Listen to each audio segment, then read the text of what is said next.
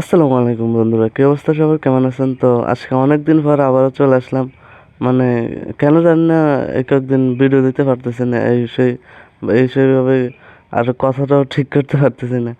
তো ফাইনালি আবারও ব্যাক করলাম। তো ইনশাল্লাহ কালকে থেকে আবার ভিডিও দেবো এরকম কয়েকবার বলছি, বাট ওই ম্যাগের কারণে বা ইয়া অসুস্থ অসুস্থ ছিলাম এই জন্য আর ভিডিও দিতে পারি না। আচ্ছা, যাই হোক, তো আজকে আমরা কথা বলতে যাচ্ছি যারা স্টুডেন্ট আছে তারা কি ফ্রিল্যান্সিং করবে কিনা, বা এই সেক্টরে যাওয়াটা কি ঠিক হবে কিনা। আহ, হ্যাঁ, অবশ্যই ঠিক হবে। আর ফ্রিল্যান্সিং মানে যে কোনো একটা কাজ নিয়ে তোমার ওই ক্লায়েন্টকে বা ওই ক্রেতাকে কাজটা দিতে হবে। কাজটা করে দিলে সেই তোমাকে টাকা দেবে। সে কি তোমাকে এমনিতে মাগনা টাকা দিবে নাকি? মানে কাজটা তো দিতে হবে। অ্যাটলিস্ট একটা স্কিলকে একবারে অ্যাডভান্সে পর্যন্ত শিখা লাগবে আগে। তো ফ্রিল্যান্সিং মানে একটা স্কিল নিয়ে আপনার পোর্টফোলিও, ফ্রিল্যান্স এর ফাইবার, আপওয়ার্ক এগুলোতে একটা পোর্টফোলিও খোলা বা লিঙ্কডইন এগুলোতে রাখা।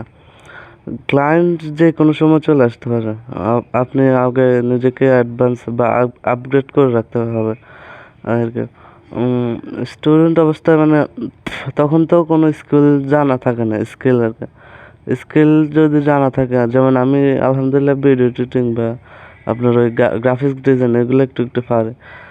তো আমি ফ্রিল্যান্সিংয়ে যাবো না এমনিতে। ফ্রিল্যান্সিং এটা বড় কিছু করা যাবে না, মানে ইনশাল্লাহ সামনে কিছু একটা করবো। অলরেডি কাজ চলতেছে, দেখা যাক ইনশাল্লাহ। ওইটা পরে বলে দিব ইনশাল্লাহ। আর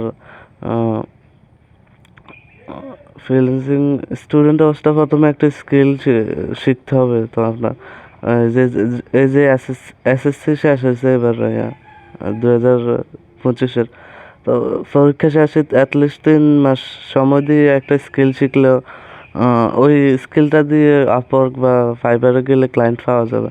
একটু যদিও একটু দেরি হয়, হাতে সময় রাখতে হবে।